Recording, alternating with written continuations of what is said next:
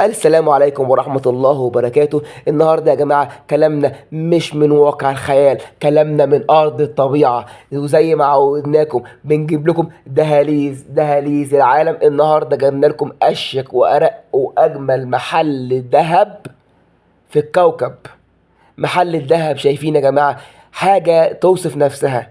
قطعة الذهب الواحدة تصور كام؟ مش بواحد ولا باتنين ولا بتلاتة، قطعة الذهب 30 و40 و50 مليون جنيه.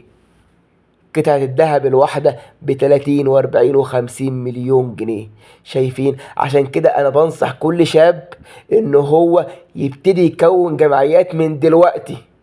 وبالنسبة للعروسة، معلش انت مش اقل حاجة من بنت عمتك ولا بنت خالتك اللي عريسها جاب لها ده. وعشان كده لأي فالنتين لازم تروحوا تجيبوا لعروستكم حاجة زي كده، دهب ولا أروع ولا أشك، تحف فنية. بس نصيحة للعريس، اوعى تكتبها في القايمة. مش تكتبها في القايمة حياتك كلها. مش عاوز اقول لك حصل فيه ايه، زي ما حصل مع واحد صاحبي اسمه عبد العزيز، انت ما تعرفوش. شايفين؟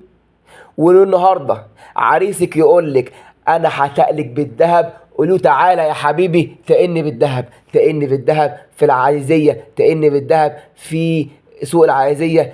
محل الذهب والمجوهرات حاجه شياكه واناقه، وحاجه اقسم بالله انا مش قادر اتكلم ولا اوصفها. حاجات مقتنيات فنيه، مقتنيات فنيه، لوح فنيه. شايفين؟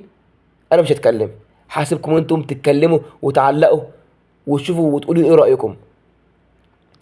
اتمنى الاشتراك ودعم القناة وكومنت ولايك عشان خاطر الفيديو يوصل لناس كتير.